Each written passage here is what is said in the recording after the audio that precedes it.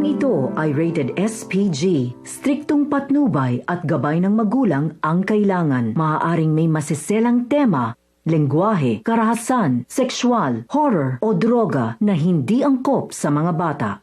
Warning. The following content may contain elements that are not suitable for some audiences. Viewer discretion is advised. Dead walking in Tacloban's Barangay 88. Philippines. In February, a woman asked pedicab driver Ariel Avanzenia to take her home to Barangay 88, San Jose District, considered the worst hit area when Super Typhoon Yolanda struck last year. The woman turned out to be one of the more than 400 people who died in Sitio Alimasag when the entire area was wiped out by storm surges spawned by the strongest typhoon to make landfall. Avanzenia was just one of several residents in Sitio settlement Alimasag who claimed to have either seen ghosts or felt the presence of spirits a few days after Yolanda International named Haiyan. The 24-year-old driver said that on February 16, a woman disembarked from a jeepney, boarded his pedicab and asked to be taken home just a few meters away from his house. They talked during 5-minute ride, then the topic was the devastation caused by Yolanda. Before disembarking, the woman gave him 10 pesos for fare and went inside the house. Among those killed, the next day Abansenia asked his father if he knew the woman who lived near the house.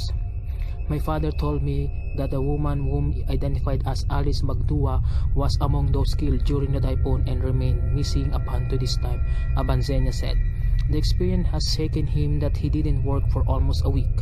When he resumed work, Abansenia made sure he went home before 8 p.m., the time when he met Magdua.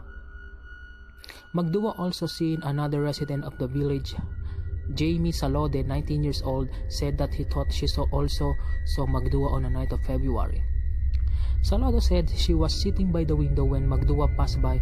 Before I saw her, the dogs started to howl as if they had seen something or somebody, she said. Magdua's house was located off the road from the main street of Barangay Village 88. Salode's house lies near the entrance of the sitio. Other residents of Barangay 88 claim to have seen ghosts or felt the presence of spirits. San Jose is considered the worst hit area in Tacloban, where more than 1,000 people died during the surges spawned by Yolanda. At least 400 of them were from Sitio Alimasag. Ana May Bersosa, 19 years old and 3 months pregnant, said that days after the storm, dogs howled eerily every night. It was frightening and the hair on our backs would stand every time we heard the dogs howl. This would usually begin at midnight until the wee hours of morning. We could not sleep, Bersosa said. Children's voices. There were times when they heard voices asking for help. There was nobody outside, but we could hear people shouting, asking for help and crying, said another resident, Alfreda Ilo, 49. Sometimes we would hear footsteps coming from different directions. We just prayed and waited for all this to stop, she added. Sometimes they hear children's voices crying for help. Leave us in peace. The same thing happened in nearby Sitio Payapay, also in San Jose District. Lori Jeline Bainaco, 27 years old and a mother of 2 children ages 9 and 5, said the dogs would howl at night followed by strange voices. It was scary. We could hear these voices just close to our tents.